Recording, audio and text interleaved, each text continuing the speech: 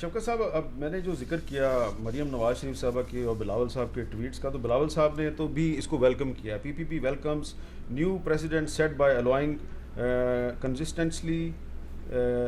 Consistency wide recount without constituency ہونا چاہیے. ہاں کنسٹیچوئنسی ہونا چاہیے. ہاں وہ چلیں، وہ مسٹیک ہو گئی ہے. Many seats from 2018 fall within 5% threshold and candidates have not been given this chance. Once E C P order is out, P P P will consider going to E C P for recounts in all such seats. تو مریم نواز شریف صاحبہ نے جواب میں کہا ہے asking ECP for a recount on 2018 seats will be windfall for PMLN because PMLN will be the beneficiary now as it was the prime victim of the dhandli then.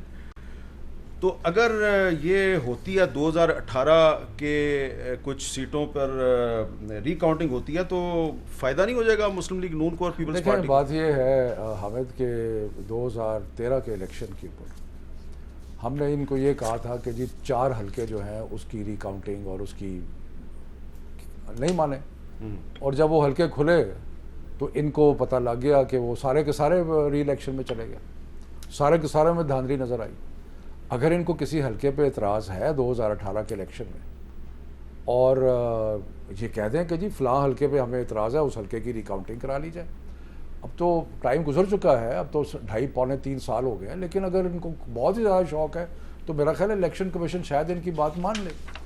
اصل بات یہ ہے کہ جب تک ہم مل بیٹھ کے کوئی گراؤنڈ رولز طے نہیں کریں. ویسے انڈیا میں آپ دیکھیں, انڈیا کے اندر انتہائی اس وقت ایک فاشسٹ نظام جو ہے وہ چل رہا ہے اور بڑی سخت لڑائی ہے اپوزیشن کی اور گورنمنٹ کی, لیکن الیکشن کا جو نظام ہے اس کے اوپر کوئی انگلی نہیں اٹھاتا.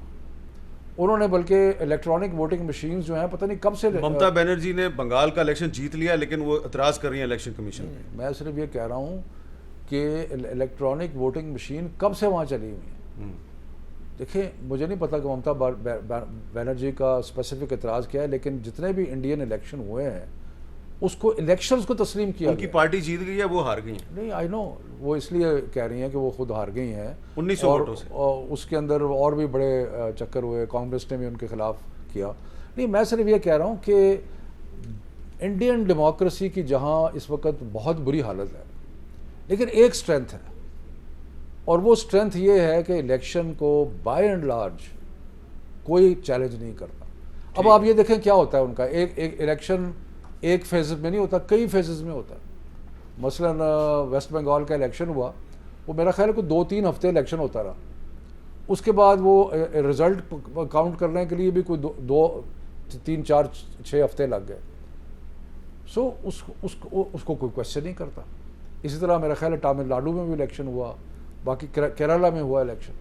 سو مقصد یہ ہے کہ ہمیں آپس میں بیٹھ کے ایک ایسا نظام بنانا پڑے گا. 2017 میں ہم ساتھ بیٹھے تھے, میں خود ممبر تھا اس کا الیکٹورل ریفارم کمیٹی کا, اور ہم نے بیٹھ کے بنائے تھے, پر اس میں کچھ حکم رہ گئے, اس میں کمزوریاں رہ گئی ہیں, اس کے اندر اعتماد کی فضا جو ہم چاہتے تھے قائم ہو وہ نہیں ہوئی. تو اس لیے مجھے سمجھ نہیں آتی کہ پہلے ہمارے پہ آپ لوگ بھی اعتراض کرتے تھے اور اپوزیشن تو کرتی کہ جی اپوزیشن سے بات نہیں کرتے.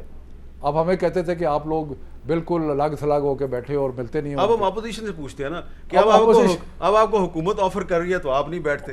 نہیں, اپوزیشن کو ہم کہہ رہے ہیں کہ جی آئیں بیٹھیں ہمارے ساتھ. اس میں آپ نے جو, اگر یہ سوال ہے, اگر یہ آپ کے ساتھ آگے بیٹھیں تو کل کو یہ تو نہیں کہہ دیں گے کہ این آر او مانگنے آئے تھے. اگر این آر او نہ مانگیں گے تو ہم نہیں کہیں گے. کوئی اعتبار نہیں.